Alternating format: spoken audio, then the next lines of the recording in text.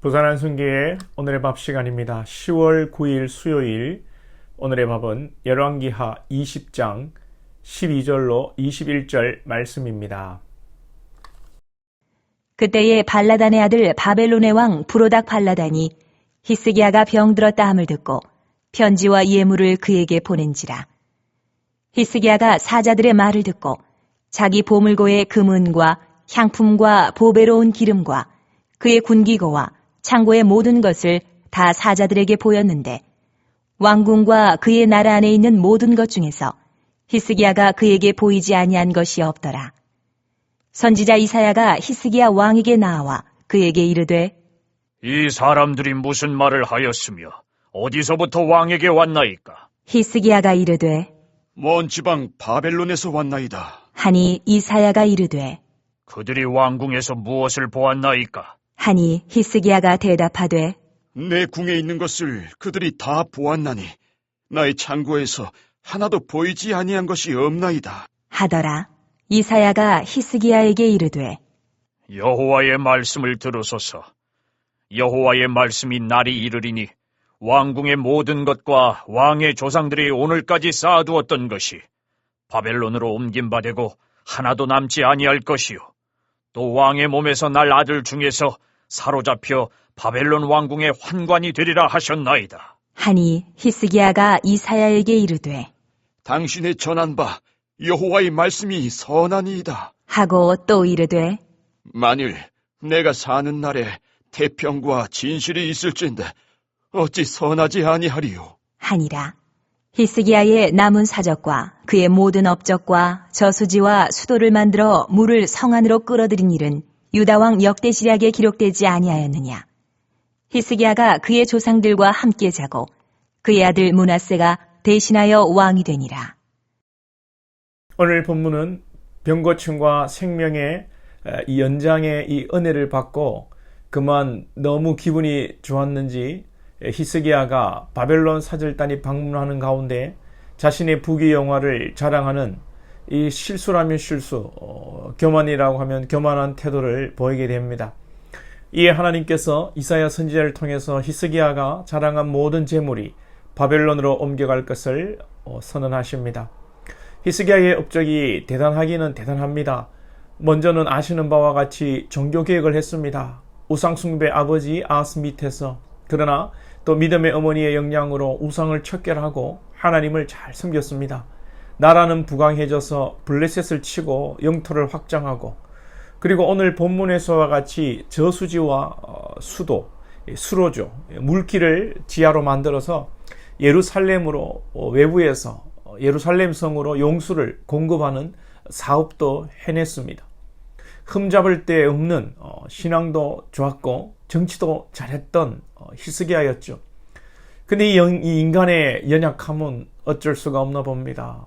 그만 교만해서 자기를 자랑하고 부귀영화를 자랑하고 말았습니다.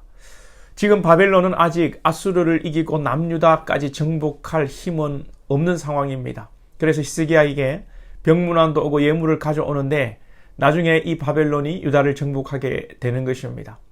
히스기야가 바벨론 사절단에게 유다를 다 보여준 것을 현실적으로 우리가 또 영적으로 한번 생각해 보면 먼저는 현실적인 측면에서 히스기야가 참 지혜가 부족했다, 그렇게 볼 수 있습니다.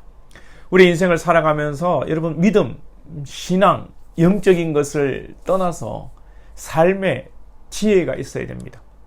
공부를 잘하는 것하고 이 삶의 지혜는 또 다른 문제입니다. 예수님께서 뱀 같은 지혜를 말씀하셨습니다. 참 사람은 좋은데, 저 사람은 참 믿음은 좋은데, 우리가 이런 사람도 좋고 믿음도 좋아야 하지만 지혜가 있어야 됩니다. 이 지혜는 공부를 많이 했다고 얻는 것이 아닙니다. 이 지혜는 어떤 자기 자신을 잘 처신하고 또 간교하게 요리조리 잘 피해가고 그런 것이 아닙니다. 저 시골의 할머니들 중에서도 많이 배우지 못하셨지만 참 지혜롭게 말씀하시고 지혜롭게 사시는 분들이 있습니다.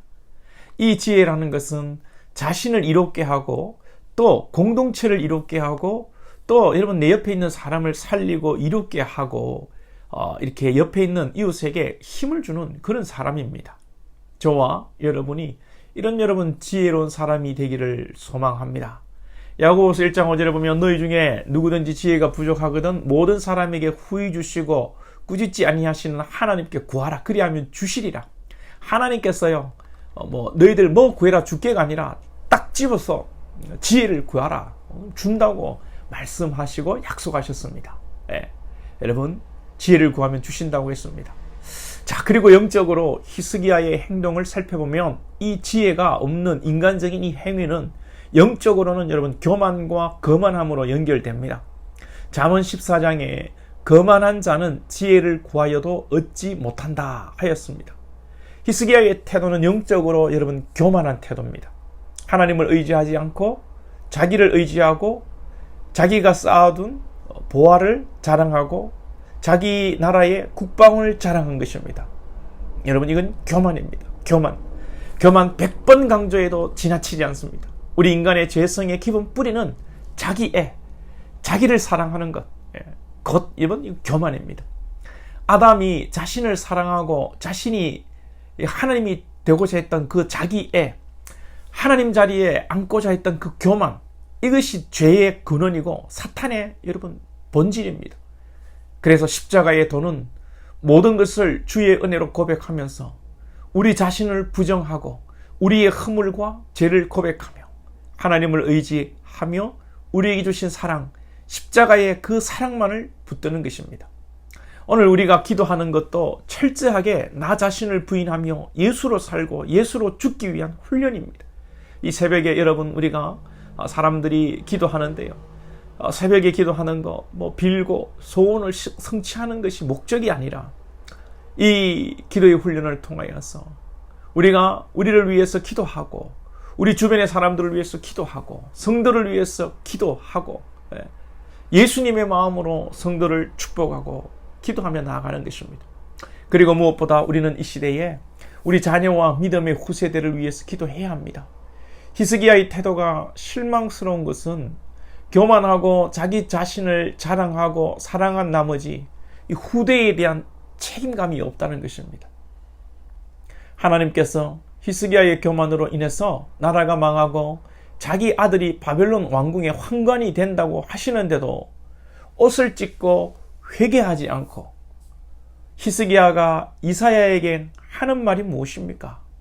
본문 19절에 보시면 히스기야가 이사야에게 이르되 당신이 전한 바 여호와의 말씀이 선하니이다 하고 또 이르되 만일 내가 사는 날에 태평과 진실이 있을진데 어찌 선하지 아니하리요 하니라.